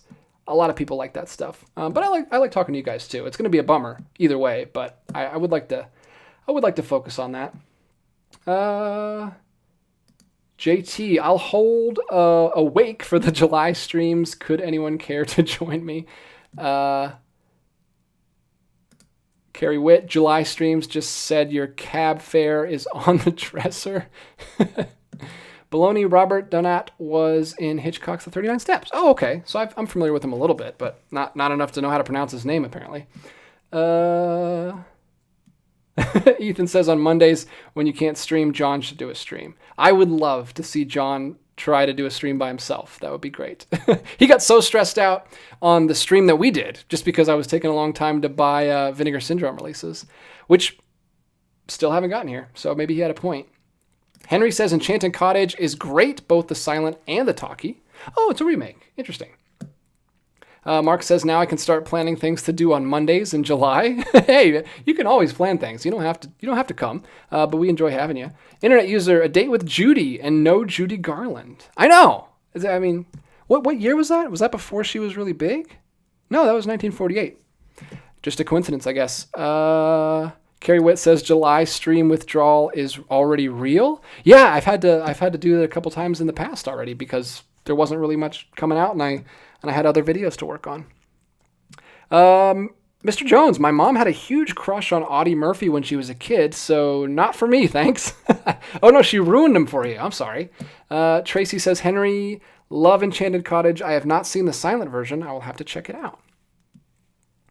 Anything else? Baloney, interesting question. In your opinion, what percentage of classic releases now were ignored by the studios in the videotape days? I also believe we physical disc buyers and boutique labels saved them. I don't know. I mean, I am not the person to... I wasn't even around during the videotape days except for like the first 5-6 years of my life. So I'm not the person to ask that, but that'd be an interesting thing to study, to look into. I know there are probably... You're saying... So they didn't even get VHSs, but now they have Blu-rays? I don't know what the percentage is. That there's probably some, I'm assuming. But I don't know. I would like to know. I would like to know like which ones have missed VHS and DVD and then jumped all the way to Blu-ray. That's probably a small list, but I'm sure there's some of those as well. Hey, this is from Collector Movie Man. Hey, Films by Color, are you looking forward to the Criterion sale? Here are some of the movies I'm picking up. Absolutely, I'm looking forward to the Criterion sale. Are you crazy? That's my favorite thing to do on this channel. I love making those videos for you guys. I love going around with the friends and shopping for stuff. And we'll see. There's been some amazing releases from Criterion recently, so we'll see what we can find.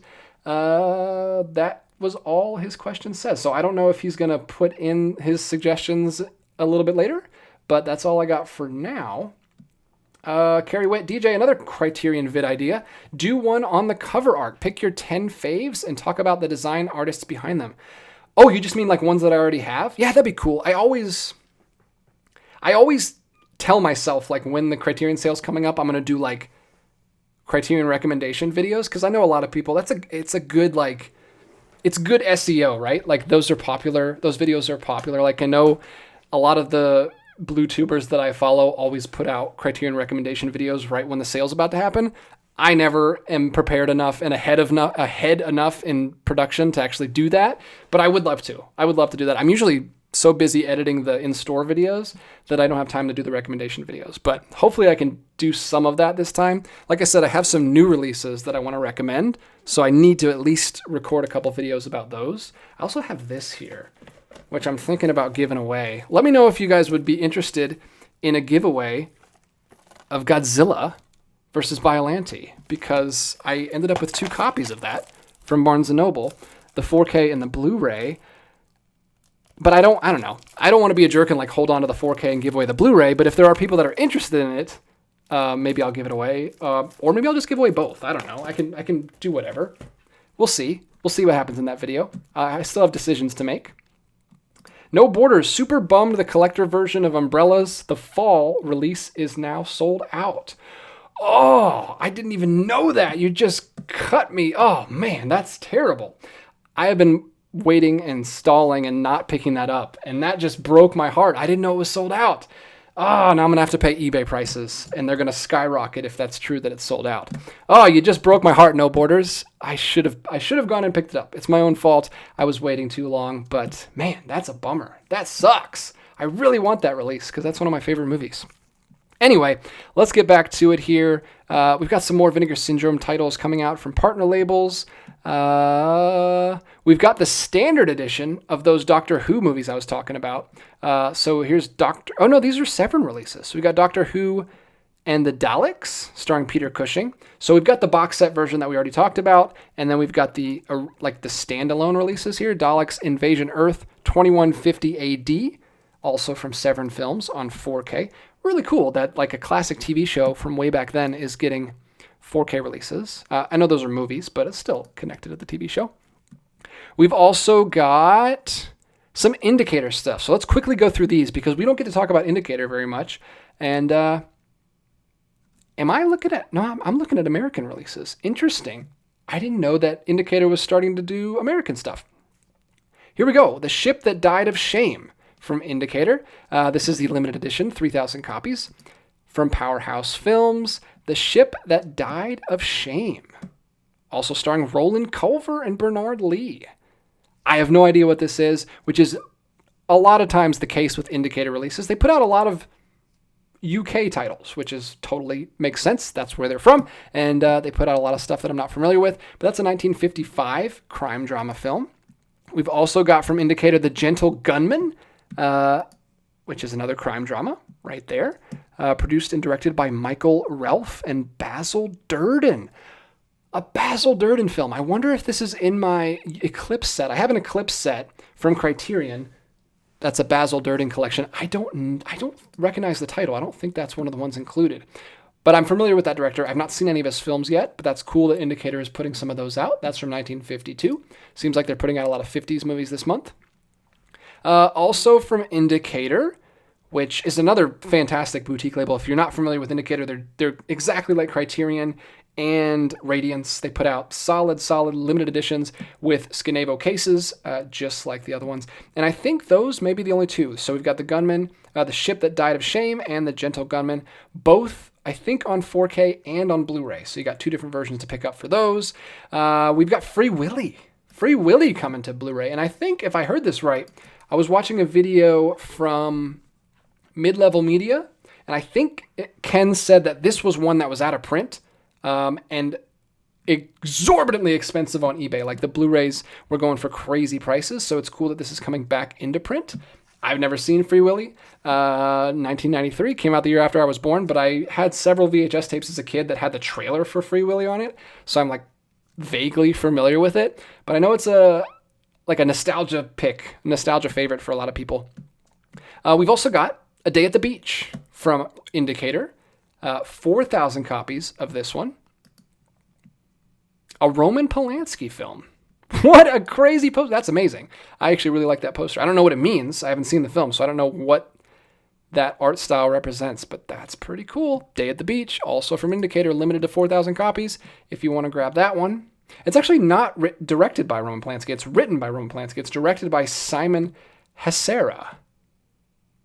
1970 film.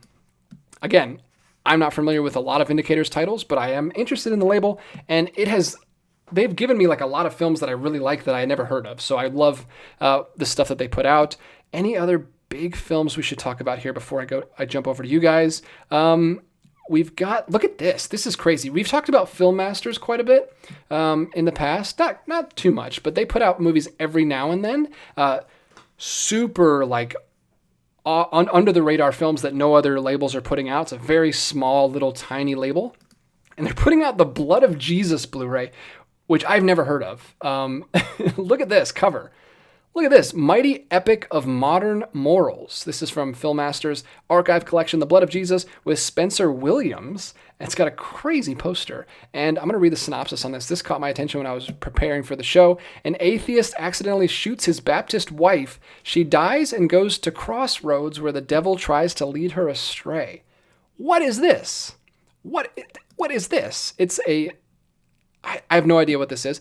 It is from 1941, so it's not a silent film, I don't think. I think it's just into the sound era. But it's a black and white, like really classic old film. Seems pretty shocking for the time that they were able to make this. 57 minutes, nice breezy 1941 film. I don't have any Film Masters releases, but it would be kind of interesting to grab that right after getting King of Kings last month from the Flickr Alley release they put out. Bananas that's getting a Blu-ray release. That's pretty cool. I love Film Masters. They put out the weirdest underground things that I've never heard of. Another label that I would love to get into, but just can't because there's too much stuff coming out. I wanted to mention this real quick. This is really cool that this is coming out. Another one that was out of print and cost money on eBay. This is a Ralph Bakshi film. His Lord of the Rings film. This is not connected to The Hobbit or The Return of the King from around the same period. Those were both made by Rankin and Bass. The Lord of the Rings by Ralph Bakshi. This is like his only like family film that he did. All of his other stuff is very adult oriented. I actually hunted this down. Like I had to buy this on eBay. I paid quite a bit of, not too much money, but I paid quite a bit of money to get this because it went out of print and it has this beautiful original slipcover. I don't know if you're going to be able to see it, but it's really nice. It's got this embossed ring that goes all the way around. I love Lord of the Rings. Obviously, this is not the best version of Lord of the Rings, but it's really cool that this got a Blu-ray release. Still don't have a Blu-ray release for The Hobbit or The Return of the King from Rankin and Bass. I would love if they would put out Blu-ray releases of those. I love The Hobbit. My kids love The Hobbit. I think that's probably still the best version of The Hobbit that we've had adapted. I think it's better than the live-action version. It's not great. It's not the best thing ever or anything, but it's fun to watch it just in one sitting with the kids, whereas the new Hobbit movies are like a huge commitment.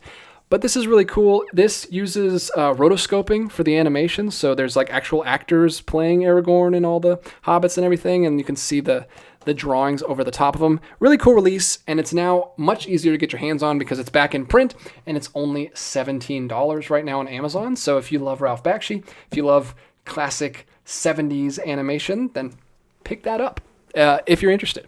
It's right there on Amazon for $17. I'll try to put links in the description and the pinned comment for as much of this as I can. We talked about a lot of stuff this evening, so I don't know how much I'll be able to cover down there, but I'll try to do that for you guys.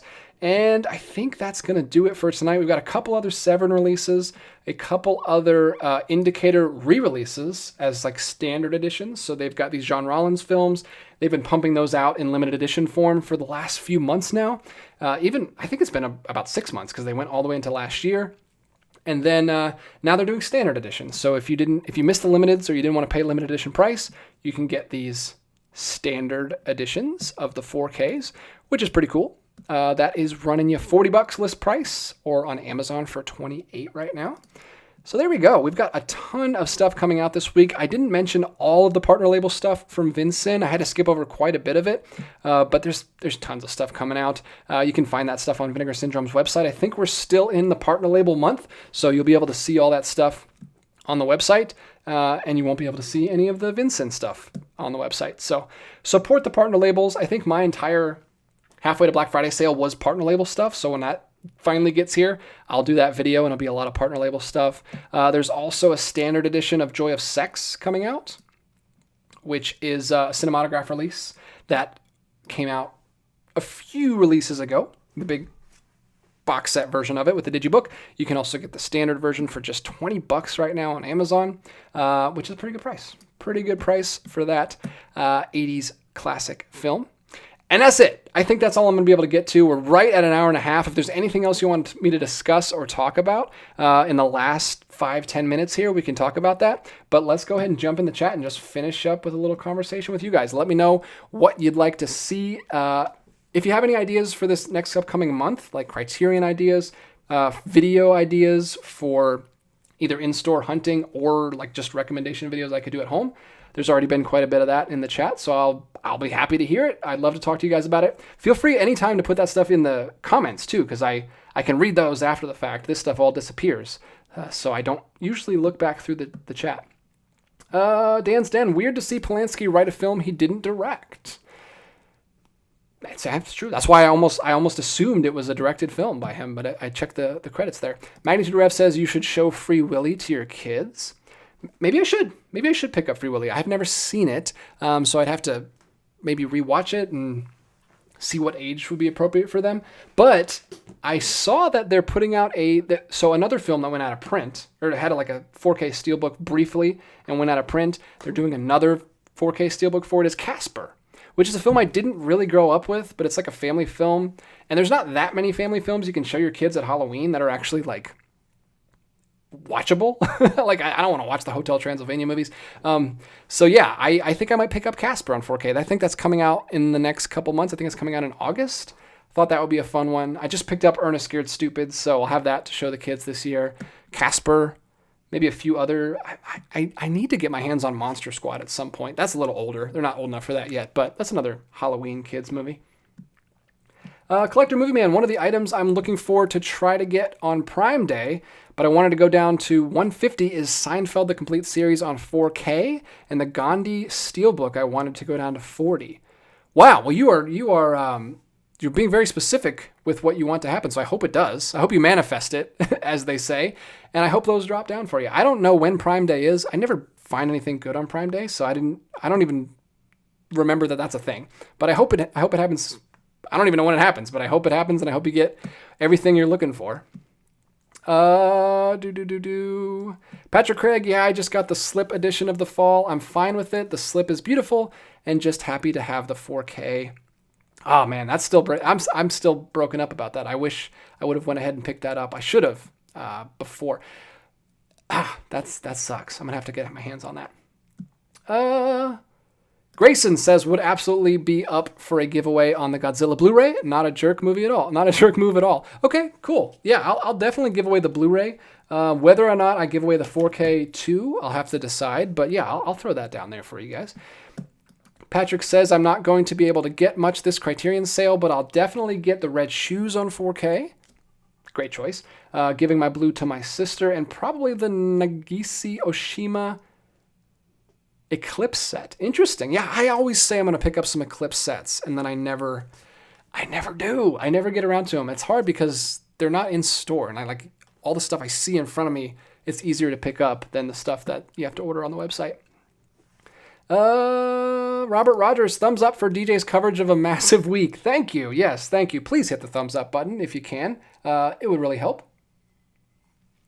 Appreciate that, Robert. Let me see where I am. Kevin, The Ship That Died of Shame also is directed by Basil Durden. Neither film is included in the Eclipse Durden set, which I have and love. Okay, cool. So 2 films put out by Indicator this week. I know he's like a big British legend director, so that's pretty cool. And cool that they're not included in the Eclipse set, because I already have that. Dwayne Langston Hughes is credited as a writer on The Blood of Jesus. Wow, this keeps getting more and more interesting. Internet user Gandalf's beard on the cover is massive. Hope he doesn't trip on it. Is it? It really is. I mean, that's incredible artwork. Look at that. It looks so good. I love that artwork. Yeah, it's like it just folds into the rest of he's like a bear. Jeffrey says, I have Ralph Bakshi's The Lord of the Rings on VHS. Yeah, that's one that has been on a lot of different formats. It had a VHS. I know it had a DVD with the snapper case, and it's got a Blu-ray. We just need the Hobbit. We need to get the Rankin and Bass stuff on Blu-ray. We just got The Last Unicorn on 4K Steelbook from Shout Factory. So come on, Shout Factory. When's The Hobbit coming out? Just keep going with it. Dan's Den. Dan Olson has a good video on Bakshi's Lord of the Rings. I don't know who Dan Olson is, but I'll have to check that out. I need to watch more YouTube. I watch as much as I can, but there's always more. Oops. There goes. Mark says, I got the slip box for the fall because I was too cheap. A major mistake. That transfer is totally awesome. Yeah, I should have. I'm kicking myself for not picking it up too. Kevin House says The Blood of Jesus is the only all-black cast independent production added to the Library of Congress National Film Registry. Oh, wow. This movie sounds fascinating. I'm suddenly very interested in this movie. It sounds like something like Flicker Alley or Classic Flicks would put out. But I mean, Film Masters also puts out some very cool stuff. Collector Movie Man, the only Lord of the Rings stuff I like is the Peter Jackson. Oh, okay. I mean, I know there's a lot of people, I assume, that only like the movies, don't like the books or anything. Let's see. Magnitude Rare Free Willy is a PG film, for reference. Carrie Witt. Oh, yeah. Vinegar Syndrome's next sale is the 1st of July. New VSU and multiple new cinematographs. I can't even look at it. I'm not even going to allow myself to look at it. I can't buy anything else in July. I got to focus on just Criterion stuff. Francis D. What movie do you have the most copies of? That's a hard question because I don't buy multiple copies of things. I'm trying to think. I'm trying to even think. I have for some reason I have a few copies of. No, I don't. Yeah, I have a few copies of Peter Jackson. Speaking of Peter Jackson, I have like 3 copies of King Kong. For whatever reason, I can't remember why. I bought the original Universal Blu-ray that has like the shiny silver slipcover that's right back there. And then I bought like a when I first started collecting, I would buy multiple versions because I didn't know very many movies, and I would buy a couple versions of like my favorites at the time. But now there's just so many movies that one is enough. I don't need to rebuy a lot of stuff. So there's nothing recent that I've bought several times, but I in my early days of collecting in like high school, I would buy a couple. So I have a couple copies of King Kong. I have, I guess the most recent example of this is Willy Wonka and the Chocolate Factory, which is one of my favorite movies. Still love it to this day. One that my kids love. We watch a lot. And I had the standard like Blu-ray digibook that's back there in the gold section. And then I found the big purple, like right here, this big purple box set at a Half Price Books one time for $20. So that was a steal. I had to grab that. And then when the 4K came out, I bought the 4K of Willy Wonka because I wanted to see what that looked like, because it wasn't just a quality upgrade. They actually like fixed the framing.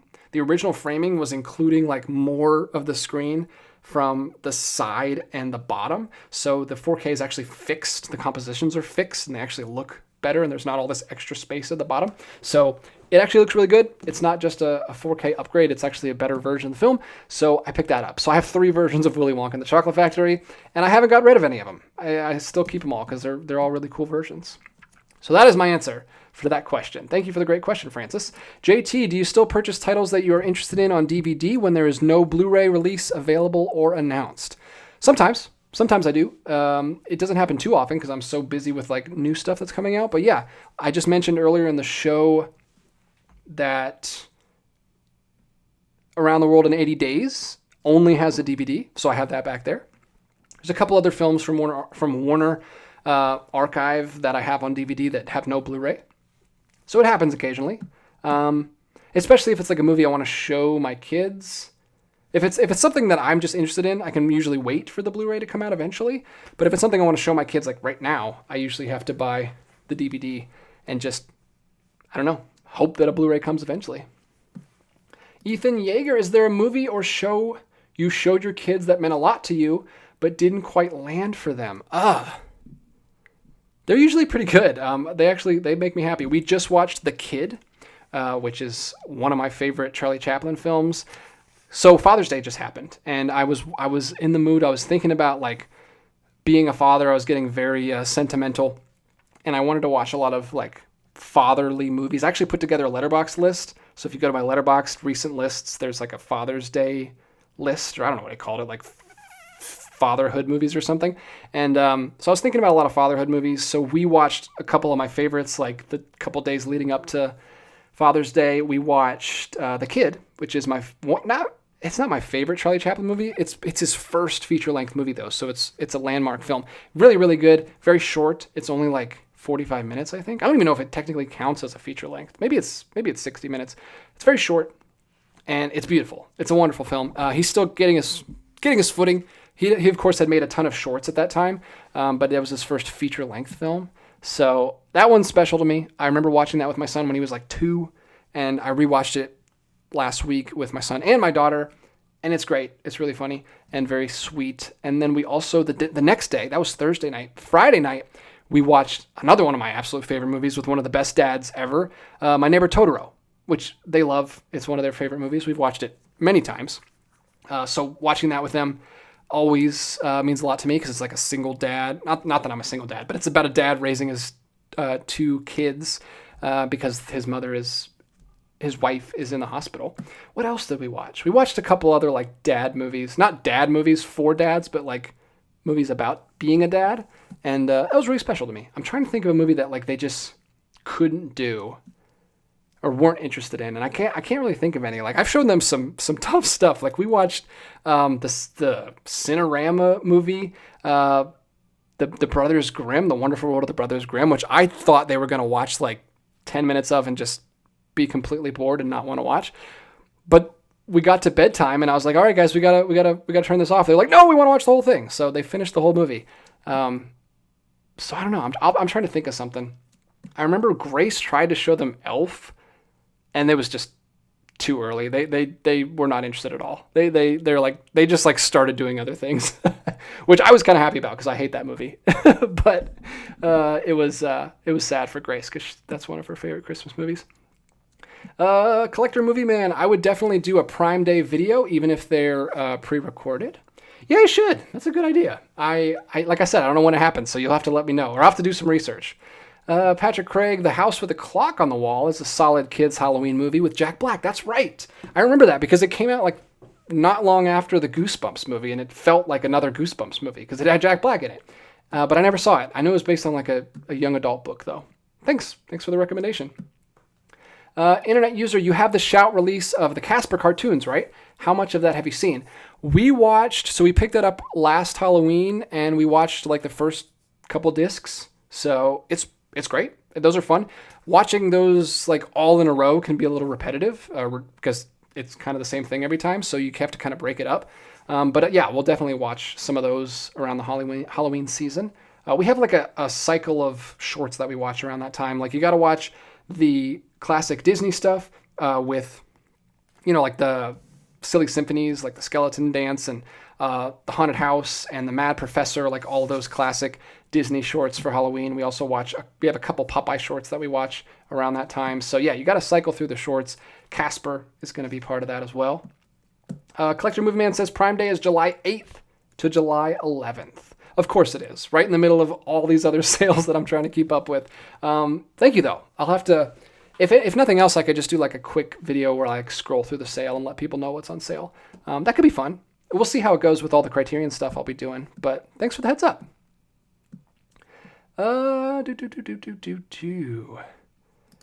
Did you see my list that I put in the chat of what Criterions I'm going to try to pick up? I did not. Can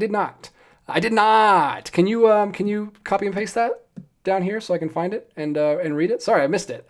There's so much happening in the chat right now, and I don't know when that was. Magnitude Rev, my Vin Syn package is finally arriving on Wednesday. Also, reminder, John won the stream with the better selection. Thank you. Thanks for that. No, I remember like some of the stuff he was getting I was very interested in, so I'm going to definitely have to borrow from him. He got those French films that one French film that I'm really interested in by the same director who is coming out in the Criterion collection. pretty soon. And that's something I'm going to pick up in the collection, in the sale for sure.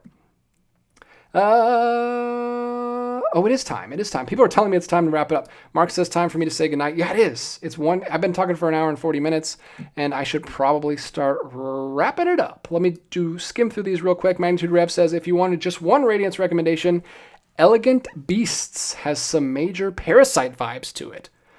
That sounds pretty cool.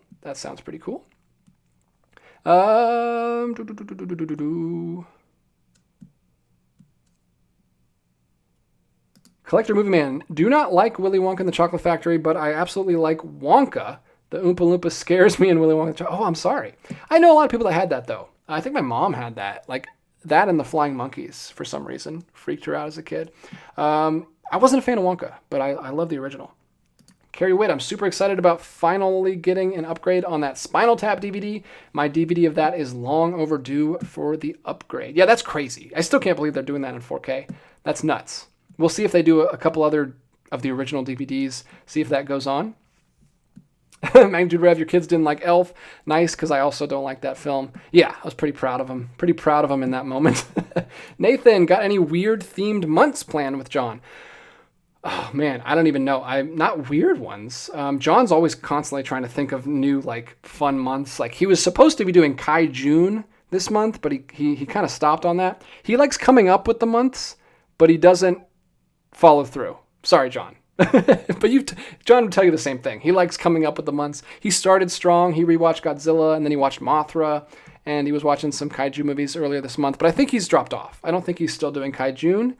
We're almost at the end of June already. But yeah, he loves doing that kind of stuff. I'd love to, but it's just so hard to do that kind of stuff because I've got stuff, coming in that I have to review, and it doesn't fit the theme, and it messes things up. Like Musical May was really hard to do this year. Like I had to put everything else on hold. So it's tough to do those months, but I would like to. And we're definitely going to at least do Noirvember. We always do like Spooktober. So we'll do the big ones, but I don't know if I'm going to be able to do like the weird ones, which is sad. I wish I could keep up with that stuff. Magnitude Rev, I would love a video where yourself, your wife, and John share your thoughts on every Criterion you watch during the month. That would be cool. That would be a lot. I don't know how many I'll get to this month because I'm going to be editing and uploading a lot, but I've been watching a lot in June. Like I said, I've watched all of these recently, so I'll talk about those recently. Yeah, that'd be cool. I don't know how we would do that. I guess just like a Criterion discussion video, recommendations. That's interesting. I'll have to talk to John. I'm sure John will be game for that. And Grace saw a lot of these. Grace watched a lot of these with me, so I'm sure she'd like to talk about them too. Collector Movie Man. Here's my Criterion list. 1, Anora. 2, Don't Look Now. 3, Fear and Loathing in Las Vegas. 4, The Fisher King. And 5, No Country for Old Men. Solid releases. I just watched No Country for Old Men. And Anora just came out. I haven't seen those other 3. I do have The Fisher King, but I haven't watched it yet. So you got 2 Terry Gilliams on there. Sounds like a solid list, man. Congrats. Hopefully you can find all those at Barnes & Noble while you're out there hunting. Mr. Jones, final note, the Phoenician Scheme is really good. Not as good for me as Asteroid City, but it's still very good. I'm a big Wes Anderson fan. Me too. And I didn't even mention this, but while we were in Asheville, we were able to squeeze a couple movies in. So we saw Phoenician Scheme. It was great. We liked it a lot. And then we also watched Thunderbolts. So I actually finally got to see some movies in the theater because I never get to make it to the theater. But we were out of town for Grace's birthday, and the kids were with my grandparents. With my grandparents. They're dead. The kids were with my parents, their grandparents, and we got to see some movies in the theater, which was fun. It was like nostalgic to actually go to a movie theater again. All right. I think that's it. Couple last ones here. Carrie Witt, hit that like button like a critic hits send on a 1-star Snow White review. Yes, do what Carrie says. Internet user, can't wait for the 4K of The Big Heat. It's another big one that's coming out soon. Ethan says late August into early September has to be World War II film month for the 80th anniversary of its end. Can't think of a pun to name it.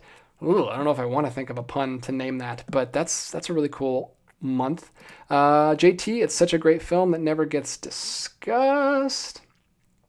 Magnitude Rev, I was mainly referring to a very long discussion video rather than multiple individual titles. Oh, you mean like a discussion video on every film we watch? That would be a lot to edit.